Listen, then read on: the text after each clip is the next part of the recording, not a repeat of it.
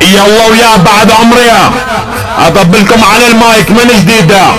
وطبعا شيء اكيد جابت لكم المايك المعروف يا بعد عمري، القيادة القناص الكردي النسخة الاصلية الملقب المقنع ابو ارام الكردي ابن الدولة الكردية، قائد عرصة كوبونيا المدينة بين دافلق الوحوش هيك السبعة، والد داخل العيون ربك الختيار الحلبي النسخة الاصلية.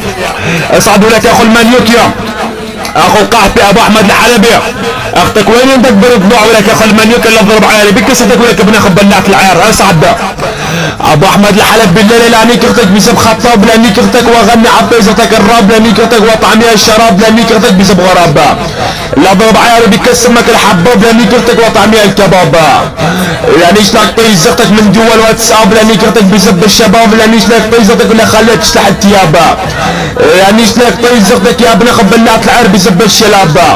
اصعدوا لك اخو المنيوك يا ابو احمد الحلب يا اخو القحبيه، لانيك اختك بسب وسيم، لانيك اختك وطعمي السكرين، لانيك اختك بسب غشيم، لانيك طيزمك لسما الريم، لانيك لك طيزتك بالليل وساوي عطيتك التحكيم، لانيك اختك بسب السالين اخو القحبيه.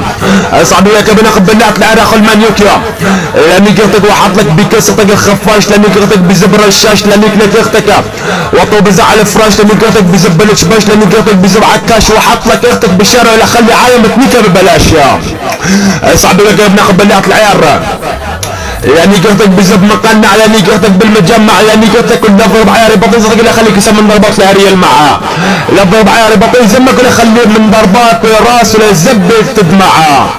اصعدوا لك اخو المنيوك يا ابو احمد الحلبي بناخذ بلعت العيار، لاني قلتك بزب ابو نصر، لاني قلتك من تحت الجسر لا طعمي اختك البزره، لاني قلتك بزب الشبح، لاني قلتك على السطح يصلخ بكسرتك راس زبي وراكب على البطح. يا ولك اخو المنيوك يا ابو احمد الحلبي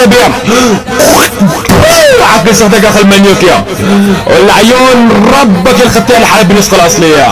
ابلع لك يا اخو المنيوك يا ابو احمد الحلبي يا اخو عياري. يوم الطبع على العدوان